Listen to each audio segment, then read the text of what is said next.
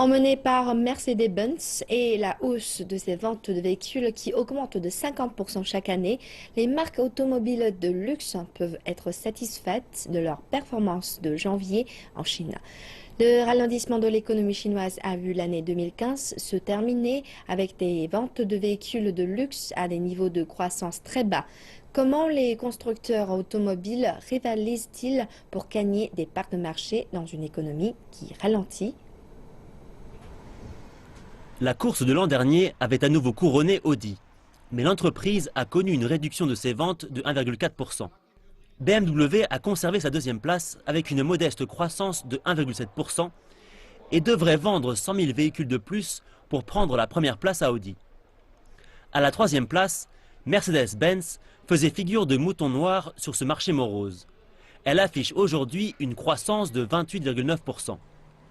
Zhao Sefu, directeur général de la société de conseil automobile China Auto Market, nous montre comment la sortie de nouveaux modèles de voitures chez Mercedes-Benz a favorisé cette croissance exceptionnelle. Si Mercedes-Benz a connu une telle croissance ces 2 dernières années, c'est d'abord parce que de la seconde moitié de 2014 jusqu'à maintenant, Mercedes-Benz a sorti de nouveaux modèles de véhicules et a amélioré certains anciens modèles. Nous avons découvert sa nouvelle C-Class lors du second semestre 2014, la GLA, GLC et GLE qui a été lancée l'an dernier. Et il y a aussi le modèle phare E-Class qui sera lancé cette année et qui nous intéresse tout particulièrement. C'est une mise à niveau intensive de ces modèles de voitures.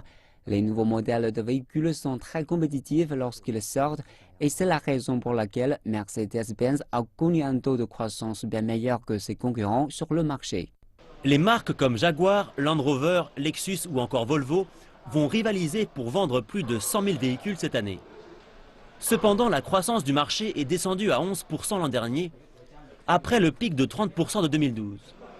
Afin d'améliorer les ventes, malgré cette économie qui ralentit, la compétitivité par les prix est devenue vitale. Tout particulièrement depuis le second semestre de l'an dernier, où M. Zhao a vu des revendeurs commencer à offrir des remises de 20%, voire 30%.